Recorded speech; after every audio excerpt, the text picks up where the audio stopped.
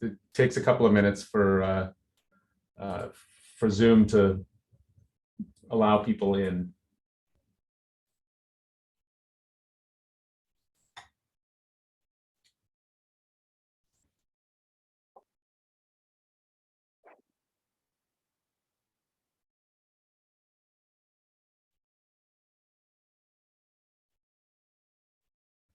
All right, it looks like it's stopped rolling people in. So why don't we go ahead and get started? So welcome to the CBITs webinar that's held in collaboration with the Society for Digital Mental Health. We're going to be recording this session, so I'll be turning that on now.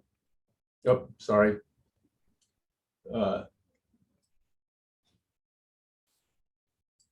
Okay, so we're recording now. So this is the first webinar of the academic year, and for those of you who didn't get the message and tried to join us in September, I apologize. Megan Jones-Bell from Google was supposed to be talking and had, fell ill right beforehand and couldn't actually speak. So she will be giving a talk either in January or early next year sometime. So when we have the talk, if you have questions, please put them in the Q&A, and then we will ask them at a couple of points during the talk. So now what I'd like to do is introduce Lyle Ungar, who is our speaker for today. Lyle is a professor in computer and information sciences at the University of Pennsylvania, and his work is primarily in machine learning, deep learning, natural language processing, and I think Lyle perhaps works with more psychologists than any other computer scientist, at least any other computer scientist that I know. He works a lot with Marty Seligman's Positive Psychology Center at Penn. He works with us, and he works with a number of other psychologists, much of it around what he's going to be talking about today, the use of natural language processing and social media.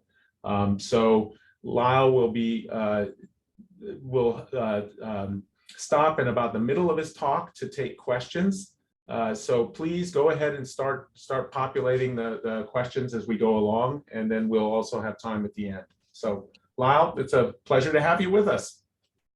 Awesome, pleasure to be there. Thank you. I wish I was there physically, but okay, at least I'm Zooming there. So yes, as David said, I have a group that's about half psychologists and about half computer scientists. The work today is spanning a number of universities. We have a consortium called the World Wellbeing Project. Although I'm going to talk today really about America. And a lot of what we're doing is using people's language from social media to try and understand lots of things about them. And I think it should be super obvious that people now communicate a lot by Facebook, Instagram, text messaging, and this tells a lot about people, how they're feeling, how they're doing. I want to give you a bunch of examples of sort of what we can glean from the language that people share with us. Before I do that, I want to note that there's a bunch of different levels at which one could do analyses, and that we do. One can look at individual messages, one text message. How angry or how happy does it seem? We look at conversations, people texting back and forth to each other.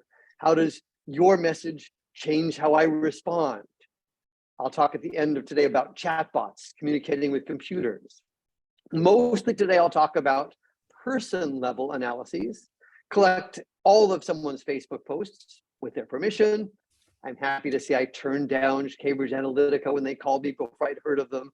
So we're trying to be careful about these things and look at traits like personality. And finally, but I won't talk about it today, looking at communities, grab tweets from a US county, a city, a region. How are people different? How is the mood of the community affect their physical and mental well-being?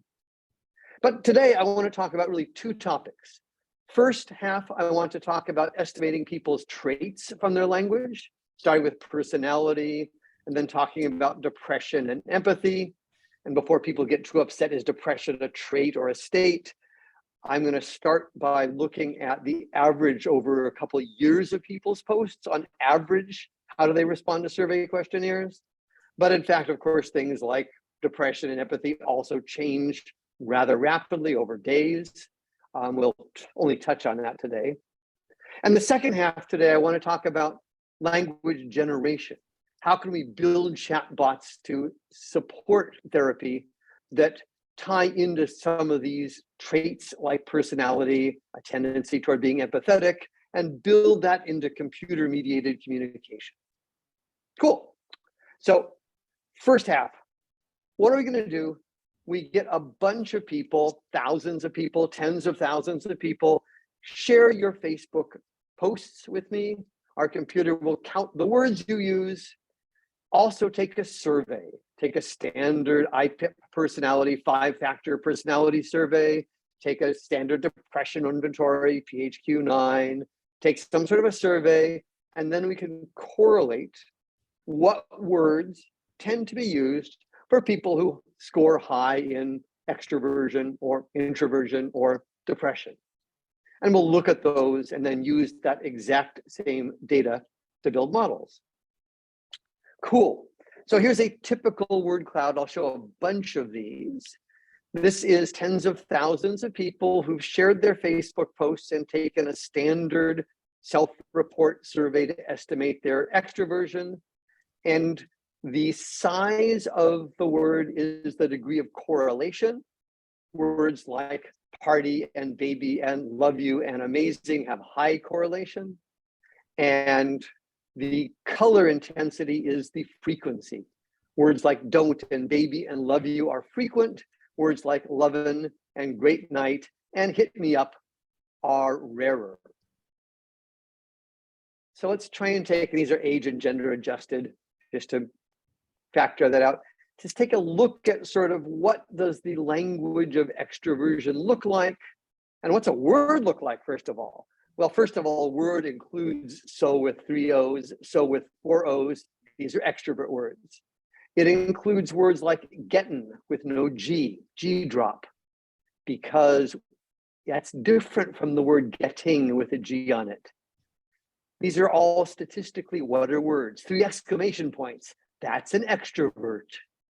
I've got a friend, Angela Duckworth. Every email I get from her, it's got exclamation points and smiley faces. She's the most extroverted person I've ever met. This is what her language looks like. It's amazing and she can't wait. Oh, there's even something funny about the can't wait here.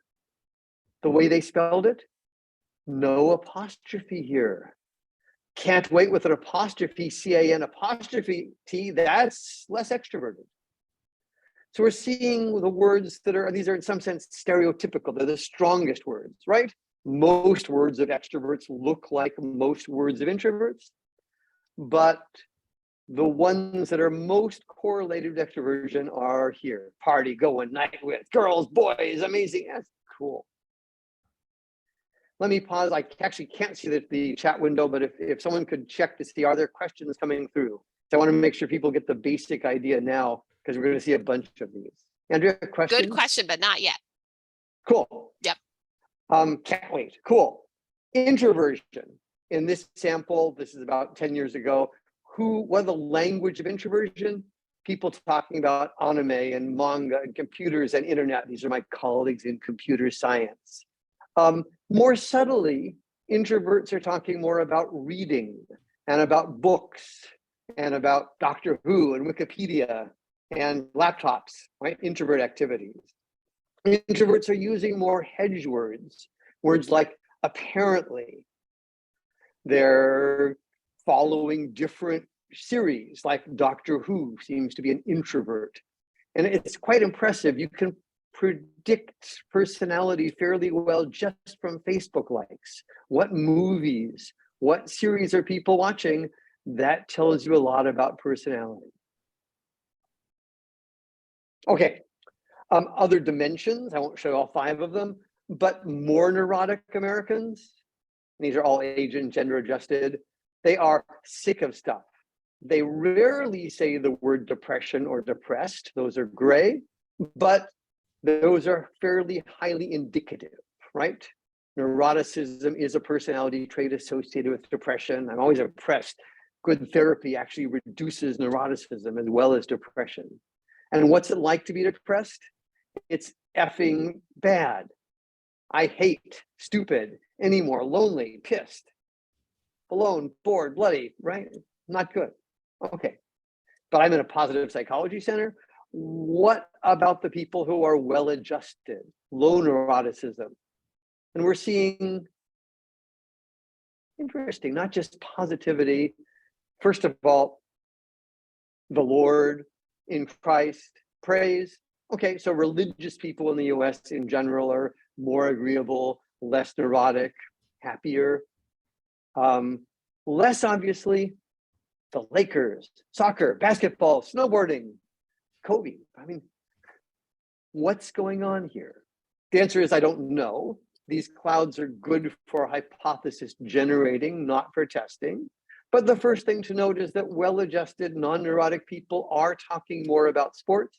Maybe they're closer to the societal norms where we're a sports-loving society. Maybe it's a social connection thing. And these are mostly not people just doing sports, they're watching them, right? The Celtics and the Lakers, these are American sports teams. Maybe it's a way of bonding with people. I would love to see the experiment done to have a doctor not just prescribe getting exercise, which we know is good for depression, but maybe getting together with friends to watch some sports is a connecting activity that helps, that makes people more adjusted. Causality, hard to tell from these sort of correlations, but at least hints of things that one might look at. And again, interrupt if there are questions.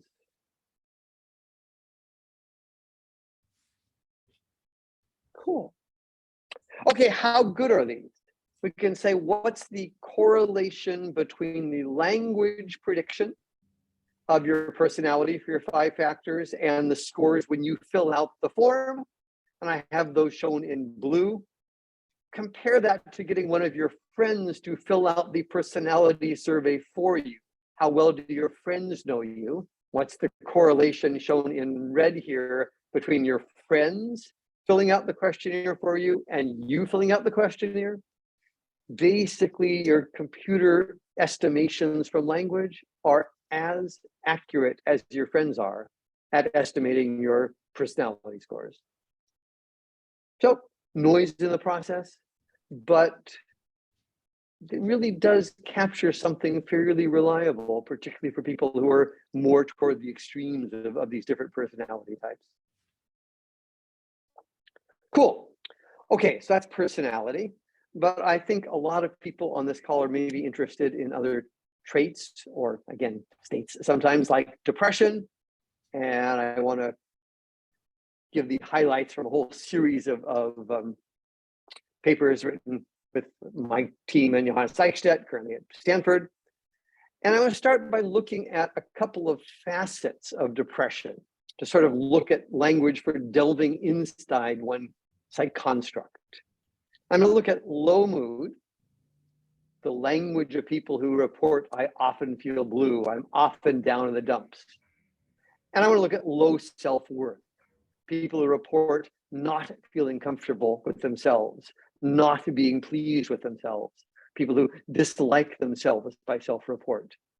And say, well, what is the language used on Facebook by people who have low mood? And so we're thinking about these things because people mostly don't go to Facebook and say, I feel like crap, I'm depressed, I'm miserable, right? That's really rare in China. We looked a bit there, but quite rare in the US. If people say I'm depressed, they mostly are likely to be depressed, but they mostly don't say that. So the question is, what do they say that indicates, what tips off the computer that they have, first of all, low self-worth? They don't like themselves. Why? And hedge words. I'm apparently going out to dinner tonight. I'm actually doing okay.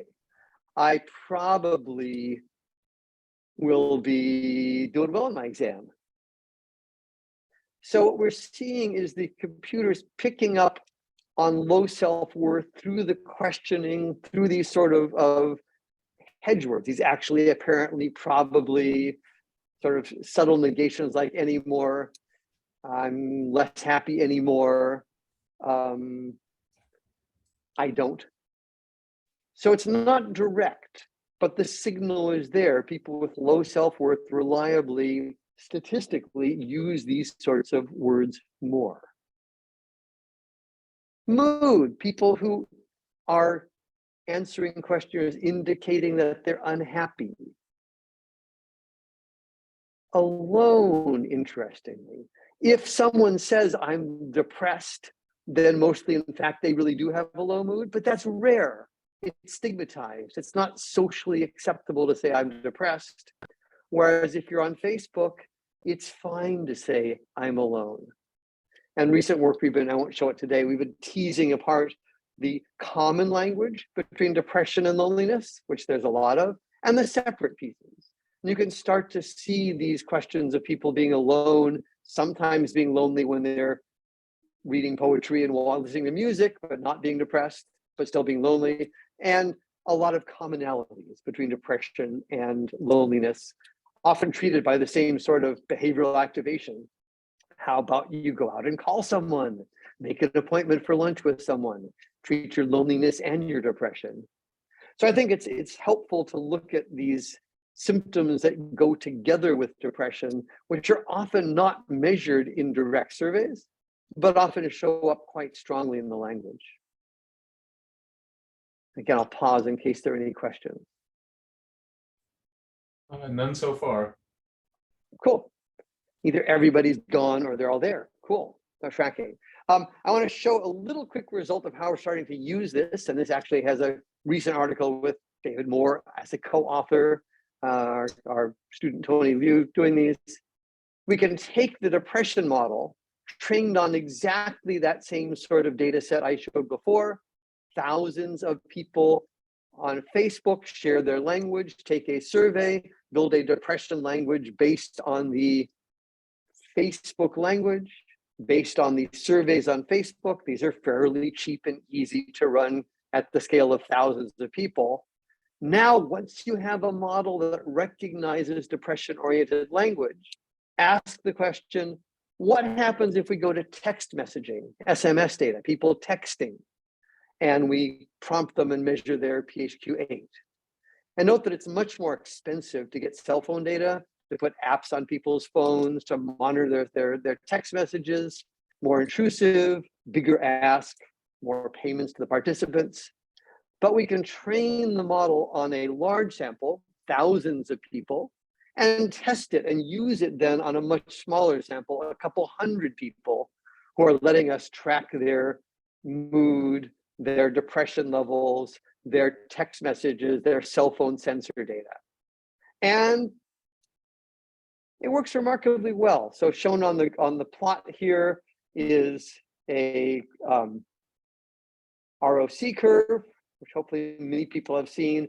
As you have a higher and higher number of people you're predicting might be depressed, how many actually are depressed, random chance on the dotted line, the true positive rate above it.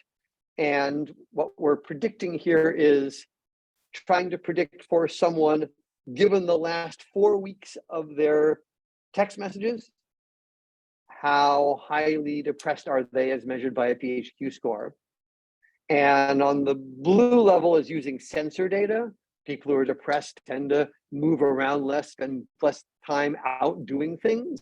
We get some lift. Given the yellow line is the text only, and given the text plus the sensor data, green line, still an even bit more. But I think the piece to note is particularly what one cares about, which is often at the relatively low false positive rates, right? At the sort of level of a 0.1 to 0.2 false positive rate, you can get true positive rates that are 0.2 to 0.4. Not super reliable, but potentially good enough to be used for screening for some population, say pregnant women who are at risk for being depressed, get them to opt in, let us monitor your text messages, your Facebook posts, your cell phone sensor data. And if it seems like you might be being depressed, let your, maybe you don't even have a therapist know, let your GP know that this is something that maybe you want to actually take a more careful screen for. So note that by building a model with large sample sizes of people and relatively low quality, right? Short questionnaires given to people and all their Facebook, we can start to build something that at least is a plausible pre-screening tool. Accuracy is not good. This is not going to replace an hour-long careful clinical interview, but it is one way to give some sort of quick and dirty, pick up some signal. Cool. So far we've looked at personality and depression. These are both constructs that are super well studied, super well understood. My group wanted to look at something that has been studied a little bit less, which is empathy. There's Annika Buffon, former postdoc here, now actually working at Facebook, trying to help them get some empathy, maybe, I hope. And we'd like to look and try and understand a bit more about empathy. And in the second half today, I'll be moving toward building chatbots with personality or with empathy. So first of all, let's try and understand the language of empathy. Then let's try and use these models to build empathetic, or at least empathetic sounding chatbots. Cool. So people who score high on Annika's empathy questionnaire tend to use this sort of language. In the center are the same word clouds I showed before.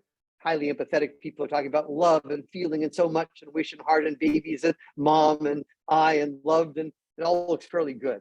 Actually, the I is sort of weird. We'll come back to that. And around this are LDA topics. These are clusters of words that tend to co-occur that provide a sort of a different view into these. So a topic that's used a lot by empathetic people is so much missing you. That's also, these are all age and gender controlled. That's very female, right? We saw that with extroverts. And love and weird finding hearts and souls and amazing families and unconditional love and making the world perfect and cute wanna miss falling relationship single. This is more of a teen, early 20s sort of topic, but also predicts empathy, right? These are people who are cute and missing people and wanna be with you. So it's sort of nice, like my daughter. She's cute and wants to be with me. So we see empathy, this looks awesome. Although I see it's a little odd, the I and the me and the my in empathy, which is caring about other people. But there is a large literature arguing that empathy is bad.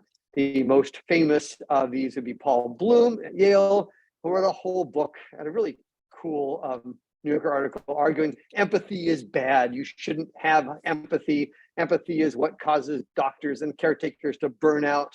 Empathy means that you're being irrational and not worrying about helping people. So maybe we can tease these apart and find a sort of a beneficial, a good empathy. Paul Bloom likes to call this one compassion, and to have maybe a bad empathy, a depleting empathy, an empathy without compassion. The compassionate, the good empathy, focusing on others, more conscious, more aware of it. If you're suffering pain, I should care about you, but I don't need to catch your pain and feel your pain. I don't need to get upset and angry about your pain. And my wife's a therapist. I see how important it is for therapists to care about people, but not be overwhelmed by the horrible things that they see. And this beneficial empathy leads to more effective goal pursuit. If you're a doctor or a therapist, you're better able to make recommendations and help someone if you're not suffering from their same pain. In contrast, you could ask, what's the empathy without compassion, the feeling one? And it's much more intuitive, automatic, high pain, I catch your pain, I get upset, I get distracted, I can't help. So can we tease these apart with questionnaires and measure the language of the sort of good compassionate empathy and the bad empathy without compassion? The questionnaires on the beneficial compassion side, I often have tender concern feelings for people less fortunate than me. That's good. On the less good side, I tend to make other people's suffering my own. That's wonderful that you care about them, but not so good. So we can look at the language in Facebook posts of people who score high on the compassion. Lots of concern for others, homeless people across America, lots of blessing in God, lots of overcoming challenges, strength, faith through trials, right? It's not all life is good, but it's caring about things in a sort of a effective way. It's a wonderful family. Thank you. Worrying about children. Unconditional love. It's beautiful things that touch your heart in the world, right? This is good. Okay, well, what's the other half of empathy? The people who are getting the contagion start, it's about I and me and feeling and wanna and gonna and mood and myself. There's a certain component of the standard empathy, which means that you are feeling the pain and you're reflecting it, and it's drama about people, it's pain, it's mood swings, it's friends and friendship and kissing and hugs, that's great, but it's also missing and leaving and sadness. It's much more emotion, which is maybe not bad, and it's much more I feel the pain myself as opposed to I care about you. And I think this is a useful way to sort of divide up some of the different components. People who are high in compassion tend to be also high in depleting empathy, but people differ also on these two dimensions. And we ran some questionnaires.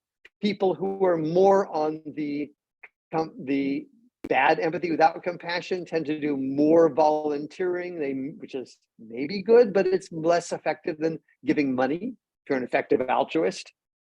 The people who have the more of the bad empathy are missing more work, they're drinking more weeknights, they have worse health, and they're way more stressed.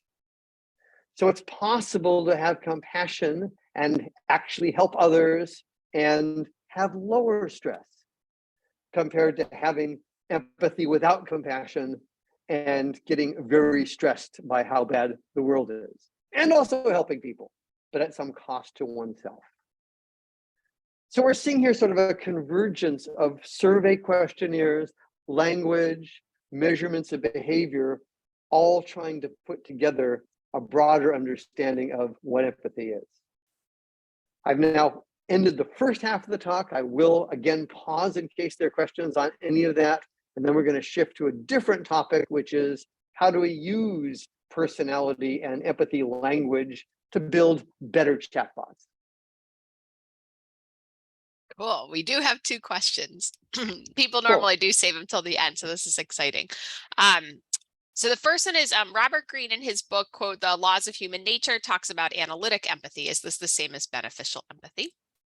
I think it's tied. There's a whole bunch of empathy constructs, but if you think of analytic, rational, understanding, that tends to be more the beneficial. If you think of the more emotional, overwhelming, distress related, it tends to be more of the other one. There's not a clear agreement in the empathy world exactly how to partition these. That's the next question is how correlated are they? Yep.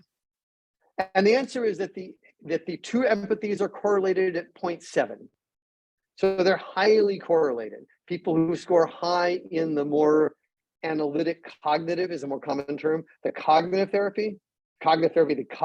empathy, tend also to be high in the more emotional, distress-related empathy. They tend to go together, but it is possible to tease them apart. People do vary, right? So 0.7 correlated, which means there's also variance. And I think one of the goals, in my opinion, of good training to be a therapist is learning a little bit how to set those sort of boundaries so that you can still care about people without being totally overwhelmed by them. So I think this is, I have no data on this, actually a trainable ability. There's of course a natural tendency to be empathetic or not, but I think there are trainable abilities to separate out some of these and to get the right level of distance from one's clients or whoever one's dealing with. Two new questions came in. Thank you. So Stu Shankman asks, have you or others looked at longitudinal associations between personality, empathy, depression, and these particular word clouds? And the answer is no, we mostly haven't looked at longitudinal. The nice thing is we can grab longitudinal historical data from Facebook or Twitter. The bad thing is it's hard to do multi-year longitudinal survey data. We are starting to follow people for years at a time, but that tends to be slow and expensive, and people, as you all know, drop out. So I think there are both traits, right? We know from other work, right? Neuroticism predisposes people toward depression. Many of the questionnaires in neuroticism are similar to depression questions. We know these things do tend to go together. How much they go together, how they vary over time, don't yet know. And I think we need for a while to track people both through their language, which is relatively cheap, and through their surveys, which is rather more expensive. Mm-hmm. So the answer is we have short-term, follow people for weeks at a time, but we really don't have long-term studies of these yet. And I think that's a super interesting question. And eventually to have interventions, right? Yeah. One hopes that therapy and things actually make people better. Mostly on average they do. But it'd be nice to measure them, to measure the mechanism, to see whether giving people feedback about their language actually helps or not. Mm-hmm. My colleague, Marty Seligman, who's been studying depression for a long time, is firmly convinced that if you change the language that people use, you will change their depression status. And most of our joint postdocs had said, Marty, you're ridiculous. But the more I think about it, this is sort of what therapy is. It's talking to people and it's getting them to change what they say. And we hope to change how they think as well. The two of them go together. So maybe Marty's not totally crazy. And Marty has more good ideas and more bad ideas than anybody I've ever met. So not all his ideas are right, but maybe he's right. And that the notion of getting people to change how they talk about things will change how they think and how they feel about things, and will lead to long-term shifts in depression levels, sort of like talk therapy. So we're getting lots of good chatter, which is awesome.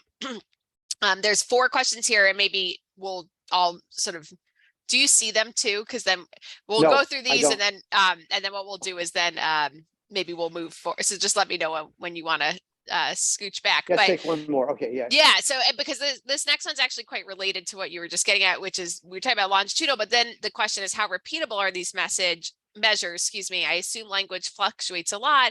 So how likely is it that we can predict depression based on 1 week versus another? So sort of more of that. Yeah, so great question. So language does fluctuate a lot. And what we find is over 6 months, the retest validity of the language-based personality is pretty similar to the retest validity of the survey-based pieces. What we find with the text message data is 1 week of text messages is a fairly inadequate measure of depression for the week. At about 3 or 4 weeks, text messages, we're starting to get enough data to have a reasonable assessment. Facebook is bad because a lot of people just don't post a lot on Facebook. So I'll put it differently. I'm looking for something like 500 words of text from someone to get some sort of a reasonable measure. So there is fluctuation any one day, but think about it. How well could you do assessing someone's depression? Given a couple of text messages, not very well. We've tried these same games with have the human guess the personality or the human guess the depression. With a couple of text messages, it's really hard. Mm-hmm. Looking at a couple of weeks of text messages, you start to emerge and start to see a pattern where there's just enough extra anger and extra sadness showing through. So it does require a moderate amount, which typically means a few weeks level worth of data. Can I ask one more, which I think will be an interesting important one, and then move on? Have any of these studies been focused on particularly marginalized groups? Mostly we look at representative populations, so fairly typical Americans. We are starting to run studies. I have a lot of money from NIDA, from substance use, and there we've been actually now recruiting particularly marginalized populations. The quick answer is that everything looks pretty much the same, except that marginalized populations, African Americans, tend to have higher rates of depression than white Americans. The same methods work beautifully. One open question we're very interested now in is, are there cultural differences? Mhm. There seems to be a strong evidence that, for example, Chinese people tend to report depression much more as I have a stomach ache, I have a headache, rather than a European person reporting I'm sad, right? Which you think of a more typical European American piece there. I don't have good data yet for Americans, but when I ask my African American students, they're indistinguishable because they're Penn students from the other Penn students. They look in terms of their language of depression, just like white Penn students, but they say, oh, that sounds just like my dad. Mhm. My dad doesn't report he's depressed, according to the student, his daughter, he's depressed, but he talks about stomachache and headache. I'm getting the same thing with my Indian friends, which is they seem at the younger generation to be very much like Europeans, very much sort of depression shows up as mood, but they report that their parents are not reporting sadness. The parents are reporting stomach aches and headaches and problems sleeping. And so I think there's an open question, which is among different subpopulations, how does depression manifest differently, either on questionnaire or in language? Thank you. Cool. Let me, with that, move on and do the second half of the talk. But thank you. Great questions. I love it. So the big trendy thing, which I'm sure you've all heard about right now, is language generation. There are these incredible AIs that make pictures and build text and will talk to you. And these are chatbots. And I'm going to show a bunch of work from some other people. I'll picture it here, trying to talk about, can we control tuned chatbots so that they talk in ways that are more useful? So let's start with sort of a clean, simple one using a now slightly old language generator, GPT-2. These are big language models trained on billions of words of text that burn a statistical model. And what they do is they take in some sequence of text. I love that song. And then they're trained to predict missing words, delete word like song, and predict I love that whatever. And once they're trained up, given some input, I love that song, they will automatically complete them and add a set of words that are likely to follow. So these are big statistical models trained on insane amounts of language. And I mentioned they're big, enormous models. But all they do in the core is statistically what's likely to follow after this prompt. And every time you run them, you'll get a slightly different output because they're statistical or stochastic. They're autocomplete.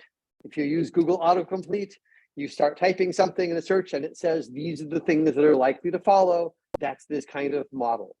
Minor digression, if you look at professional coders working at Google, the most common character on the keyboard they use when they're writing software, tab, the autocomplete one, completes whole sentences of this is what the text is you're about to write for your documentation, for your code. So these things are rapidly coming. Microsoft has invested $1 billion, that's capital B, in OpenAI, the company that made GPT-3. They're rolling out products like mad. You'll see lots of these coming. Cool, so how can we use them? Take the exact same data set I talked before, 20,000 Facebook statuses where people have filled out questionnaires and labeled, 20 million statuses, 70,000 people, 20 million posts.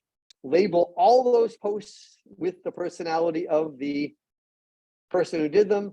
We now have 20 million posts labeled as extrovert, introvert, neurotic, non-neurotic.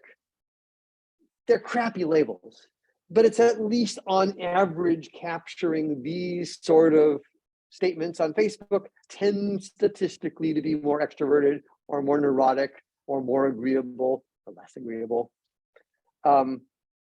So given the models, and this is the exact same sort of thing I started the whole talk with today, now we can feed this stuff in, and I'm not going to go through all the technical details, into this GP2 big statistical model and make what we and Andy call the psych generator.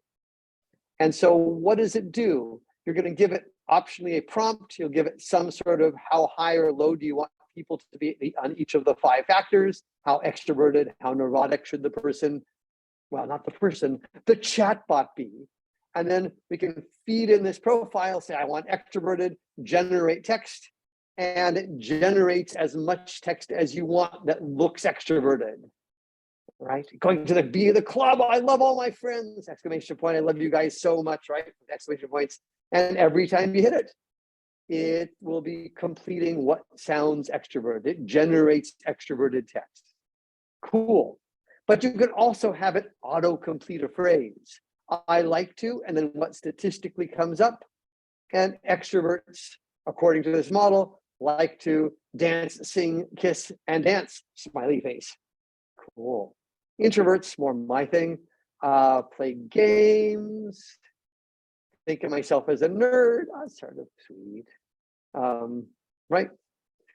And these are, again, we've tuned it way up. These are really extreme extrovert or really extreme introvert, but it's a knob. You say, how extroverted should it generate the text? You say, what do you want to autocomplete? It will do it. Sort of fun. Do the same thing with neuroticism. Neuroticism is not so fun, but interesting. It's generating things like this somaticization, right? Has a terrible headache. It's completing things that sort of look like that. Or I like to think. These are sort of things that are statistically representative of people who are neurotic liking to think. Cool, so I can do this with anything. I can take any trait that I've labeled text with. I can build a classifier, classify some stuff, use it to fine tune my generator. So let's try and move closer to the therapy world. It's common in motivational interviewing to generate various types of skills, responses, and one is reflection. A therapist is trained to say back either a simple reflection, I hear you saying that, or a complex reflection, I hear you saying that, and I wonder if perhaps you, whatever.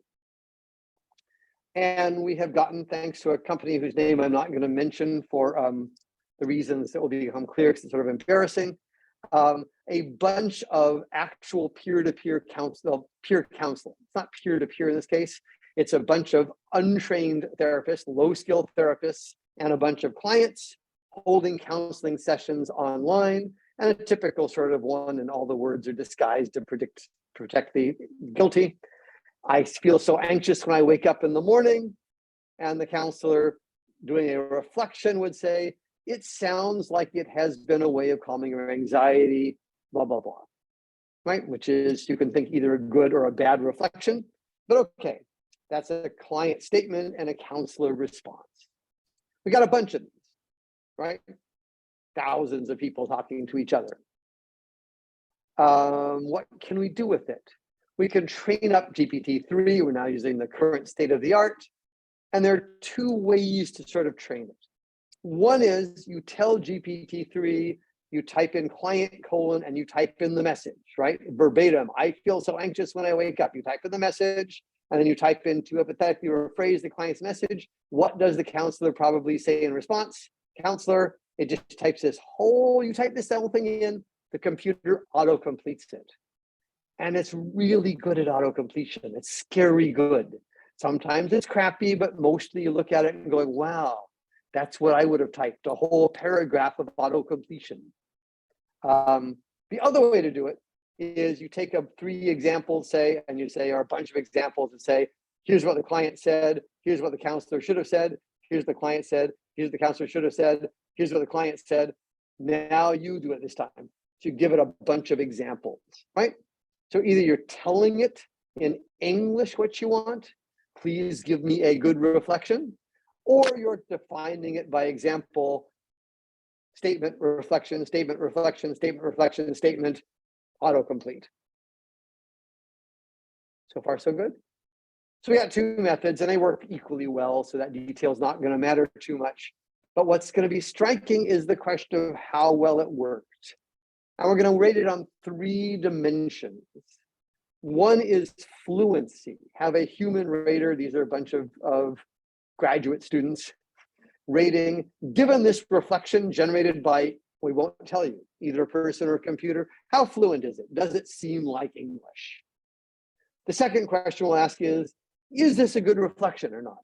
And these are grad students who've been trained in what a reflection is supposed to be. And then we'll ask them, hey, which one do you prefer?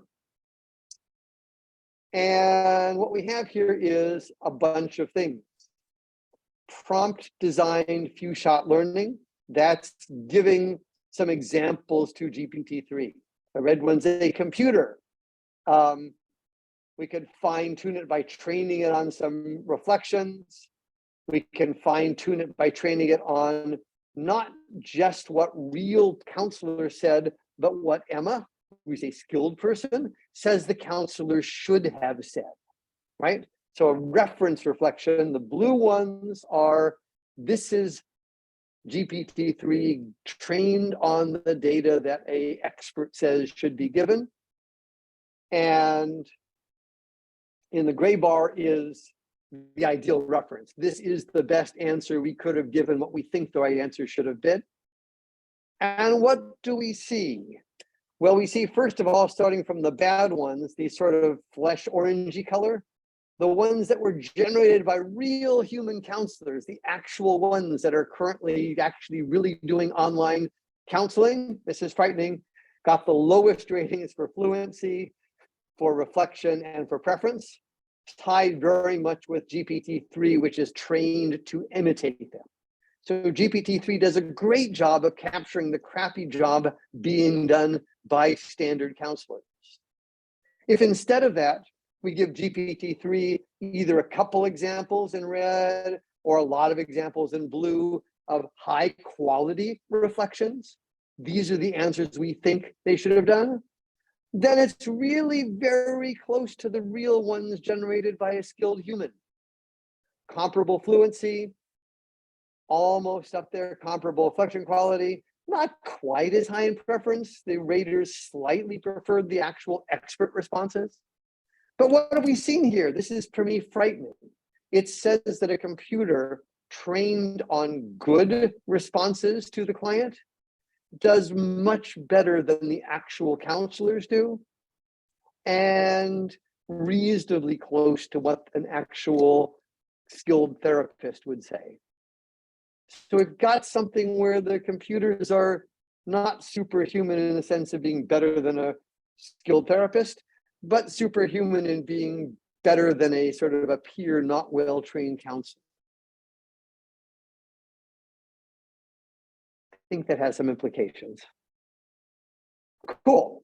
So we're getting toward the end. Where are we going with this? One question I mentioned is we've done sort of average models, but it'd be nice to know that how are people talking differently when they talk to their husbands and wives and partners to when they talk to coworkers. What does that tell or not tell us about depression? How does it vary across different cultures or languages for that matter? If people are speaking Japanese or Chinese, but more importantly, if it's a Chinese or Japanese culture, how does empathy differ?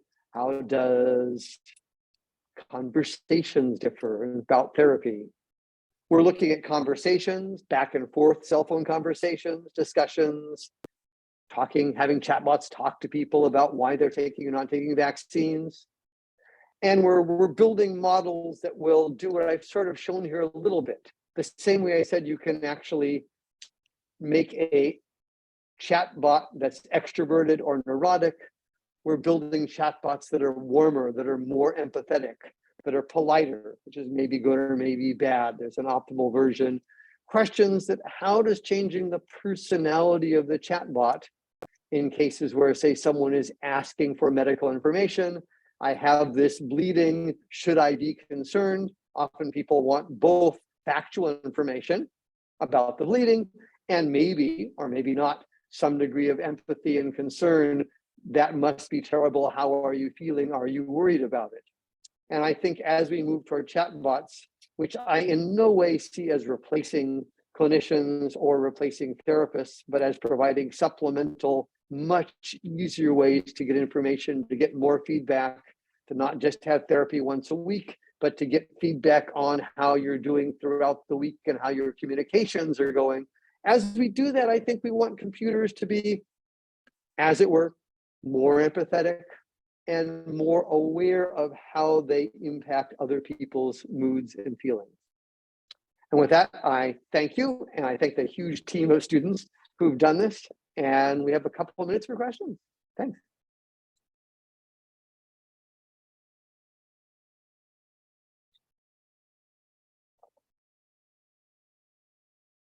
Great. We have so many. If I hit answer live, do you then get to see them? I think hopefully so. Okay, I'm gonna try and pull these up. Okay, hopefully I Sure. have pieces here, but let's see. I'll do them maybe in things. How do chatbots do in regard to high-risk conversations? So there are two things. The bottom line is all the chatbots that we've built and that people built that are responsible flag things. They check, is there potential suicidal ideation? If so, review it for to a human. Zhao is running trials in Uganda with women's health, and the chatbot system takes the inquiry from the woman, these are Ugandan women, and says, is this something that should go to a clinician like they used to do, or is it something that's straightforward and safe to answer? And then if it's safe, then the chatbot answers it. For anything we're talking about looking at vaccines, all of the possible answers that the chatbot will give have been vetted by clinicians at Johns Hopkins in their public health. So it's super important to realize that the chatbots are great for low risk. Anything that might be high risk needs to be referred to the appropriate person. Hugely important point. If people know they're chatting with a bot as opposed to a person, do their attitudes or perceptions change? Super interesting question. Open research. The complicated answer is it depends. The bottom line is people are remarkably happy to suspend disbelief and to forget about it. In some cases, if you're explaining something that's embarrassing and socially stigmatized, people are going to reveal more to the computer. It's easier for you to talk about that weird growth on your butt and how you got it. I won't talk to you about this, but how it got there to a computer than to a human. For other things, it's easier to talk to a human because you get more of a connection. So it really depends as to whether people are going to open up more to computers or more to people. But I think it's open question. Did I track the religion faith of survey respondents? I didn't. What I see over and over again with Americans is that on average, people who use more religious language tend to be more agreeable. They tend to stay longer in substance use disorder treatment. They tend to not drop out. You can look at what language predicts, I didn't show that study, but what language predicts whether you're going to stay in treatment or not stay in treatment. And by the way, you don't want to predict relapse. That's the wrong thing. You want to ask, do you stay in treatment? Relapse and come back is okay.